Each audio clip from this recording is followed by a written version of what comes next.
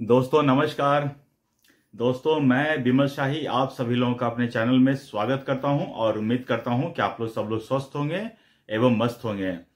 सभी राष्ट्रवादियों और सनातनियों से ये निवेदन रहेगा कि आप लोग मेरे चैनल को सब्सक्राइब कर लीजिए और वीडियो को लाइक एवं शेयर भी कीजिए। दोस्तों आज हम लोग बात करने वाले हैं बिहार विधानसभा चुनाव के बारे में। जी हाँ दोस्तों, बिहार विधानसभा चुनाव 2025 में होने वाला है और इसकी घोषणा जो है बिहार में जो वोटर सर्वेक्षण का काम हो रहा है, रिवीजन का काम हो रहा है, ये काम कंप्लीट होने के तुरंत बाद ही बिहार विधानसभा चुनाव की घोषणा हो जाएगा। चुनाव आचार संहिता लग जाएगा।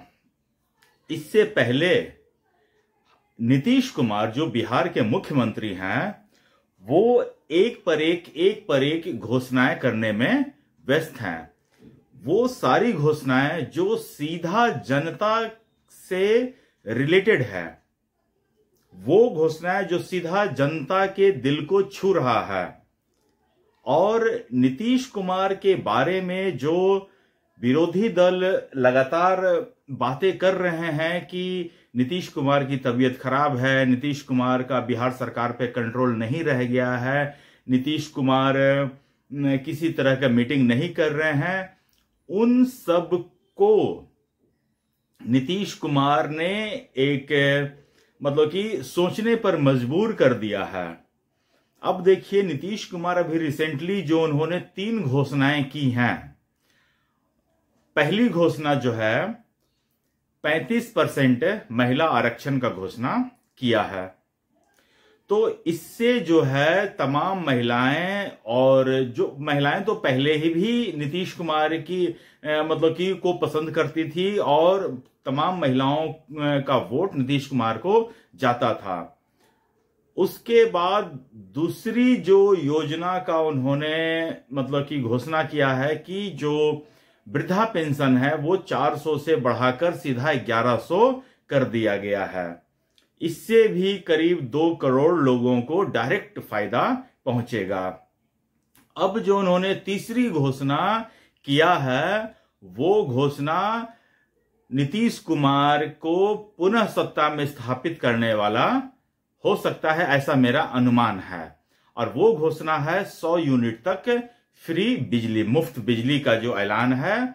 इससे जो है शहरी वर्ग के लोग और ग्रामीण वर्ग दोनों वर्ग के लोगों को, तमाम लोगों को इसका फायदा पहुंचेगा और नीतीश कुमार को भी इससे फायदा पहुंचेगा। तो दोस्तों जो लोग ये कह रहे थे कि नीतीश कुमार का स्वास्थ्य ठीक नहीं है, वो ढंग से सोच नहीं पा रहे हैं, वो ढंग से काम नहीं कर पा रहे हैं, उन लोगों को नीतीश कुमार का एक करारा जवाब है। नीतीश कुमार अक्सर चुनाव से पहले कुछ ऐसी घोषणाएं कर जाते हैं जिससे कि विरोधी दल हाथ मलते रह जाते हैं और नीतीश कुमार पुनः सत्ता में स्थापित हो जाते हैं। आप इनका शुरू से देख लीजिए कि उन्होंने एक समय चुनाव में घोषणा किया था कि पोशाक योजना, साइकिल योजना, इससे भी काफी बड़े पैमाने पर लोगों को फायदा पहुंचा था। खासकर लड़कियों को पोशाक के पैसे मिले, साइकिल के पैसे मिले, जिससे हर वर्ग की लड़कियां जो हैं स्कूल तक पहुंच पाई। उसके बाद लड़कियों में शिक्षा को प्रोत्साहन करने के लिए नीतीश कुमार ने 10th पास करने पे लड़कियों को एक राशि देने का फैसला किया। 12th पास करने पर एक उससे बढ़ाकर राशि, और अगर ग्रेजुएशन करती हैं तो उससे भी ज्यादा राशि प्रदान करती हैं। तो इससे भी काफी मात्रा में हर एक वर्ग की लड़कियां जो हैं वो शिक्षा की ओर अग्रसर हुई हैं और मैट्रिक पास की हैं, 12th पास की हैं, ग्रेजुएशन पास की हैं। तो इससे भी काफी नीतीश कुमार की पॉपुलैरिटी में वृद्धि हुई है। फिर उसके बाद नीतीश कुमार का एक महत्वपूर्ण योजना था शराबबंदी। शराबबंदी का घोषणा करते ही नीतीश कुमार बिहार की तमाम महिलाओं की पहली पसंद बन गए थे। उसके बाद महिलाएं नीतीश कुमार को वोट करने के लिए घर से बाहर निकली और नीतीश कुमार को मतलब कि फिर से सत्ता तक पहुंचाया। तो ये सारी जो घोषणाएं हैं, योजनाएं हैं, जो नीतीश कुमार एक बहुत बड़े सेक्शन को फायदा पहुंचाता है, ऐसी घोषणाएं नीतीश कुमार करने में माहिर हैं।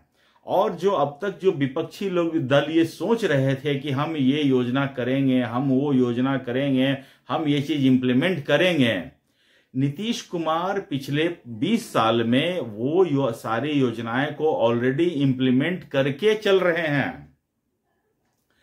कांग्रेस हो या तेजस्वी यादव हो, वो ये नहीं कह पा रहे हैं कि हमने अपने शासनकाल में क्या किया।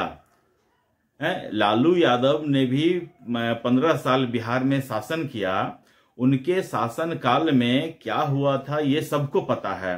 लालू यादव का जो शासनकाल था वो जंगल राज के लिए जाना जाता था। लालू यादव ने अपने शासनकाल में विद्यार्थियों के लिए खोला था कौन सा विद्यालय? चरवाहा विद्यालय। और लालू यादव के समय में जातीय संघर्ष अपने चरम पर था। आपने लालू यादव के 1990 से लेकर 2005 तक देख लीजिए, कम से कम 50 जातीय संघर्ष का न्यूज आपको उस दौरान के समय का मिल जाएगा, जो कि 2005 के बाद से बंद हो गया है। तो नीतीश कुमार के समय में जितनी भी घोषणाएं हुई हैं, सबको जमीनी स्तर पर इंप्लीमेंटेशन भी हुआ है। चाहे आप कोई भी योजना उनकी हो, सबका आप देख लीजिए धरातल पर दिखता है। और इसी से नीतीश कुमार का एक लाभार्थी वर्ग भी क्रिएट हुआ है। और इस बार 2025 के विधानसभा चुनाव में नीतीश कुमार और प्रधानमंत्री मोदी दोनों का लाभार्थी वर्ग एक बहुत बड़ा वोट बैंक क्रिएट करता है, जो उन्हें सत्ता तक पहुंचाने में सहायक होगा।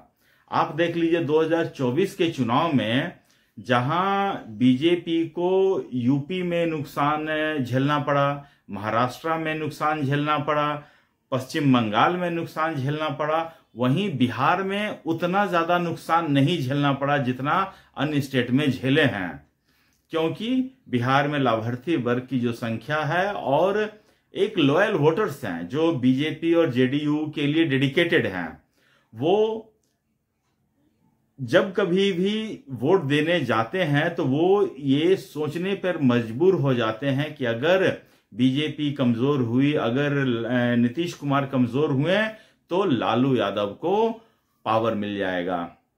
दोस्तों आप देखिए 2010 के चुनाव में आरजेडी बिल्कुल समाप्त हो गया था, उन्हें मात्र 22 सीटें मिली थी। 243 सीटों में बीजेपी और नीतीश कुमार को 220 सीटें मिल गई थी। लेकिन फिर 2015 में नीतीश कुमार ने बीजेपी का साथ छोड़कर आरजेडी के साथ चुनाव लड़ा, और नीतीश कुमार की ये गारंटी होती है कि जिनके साथ वो रहते हैं वो दल जो है सरकार बनाती है। और सोचिए 22 से सीधा सबसे बड़ी पार्टी के रूप में 2015 में आरजेडी उभर कर आई थी, और आरजेडी को एक क्या कहते हैं पुनर्जीवित करने का काम नीतीश कुमार ने भी 2015 में किया था। और उसके बाद 2015 में जो नीतीश कुमार ने आरजेडी को जो सरवाइव किया था, पुनर्जीवित किया था, उसके बाद 2025 तक अपने दम पर सत्ता में आने के लिए आरजेडी ललायित है। दोबारा फिर अपने दम पर सत्ता में नहीं आ पाई। हालांकि 2020 में ऐसा चांस बना था, लग रहा था कि आरजेडी सत्ता में आ जाएगी, लेकिन उन्होंने जो अलायंस किया था कांग्रेस के साथ, तो कांग्रेस ने अलायंस को डुबा दिया और आरजेडी सत्ता में आने से वंचित रह गए। और अब आरजेडी ये सोच रही है कि वो 2020 के प्रदर्शन को दोहरा पाएगी, तो मुझे इसमें थोड़ा सा संशय लगता है, डाउट लगता है, क्योंकि हो सकता है कि जो लोग उस समय ये सोचकर वोट दे दिए हों, वो आज पछता रहे हों और वो फिर नीतीश कुमार को ही वोट दें, ऐसा मेरा मानना है। और 2020 से लेकर 2025 में गंगा में बहुत ज्यादा पानी बह चुका है, लोगों की विचार बदल चुके हैं, लोगों की सोच बदल चुकी है, वोटर रिवीजन का काम भी हो रहा है, बहुत सारे बांग्लादेशी को और रोहिंग्या को इस चुनाव से दूर रखा जाएगा। तो ये सारे चीजों का ध्यान में रखा गया है। उसके बाद ये चुनाव होगा, उसके ऊपर से नीतीश कुमार जो है तमाम घोषणाएं कर रहे हैं। अभी जो 100 यूनिट का जो घोषणा किया गया है, ये इसको मतलब कि सचिवालय से मंजूरी मिल गई है। अब एक कैबिनेट की मीटिंग होनी है, कैबिनेट की मीटिंग में ये पास होते ही ये प्रस्ताव भी पास हो जाएगा। तो इस तरह से नीतीश कुमार अपनी एक चाल से विरोधियों को धराशायी कर दिया है।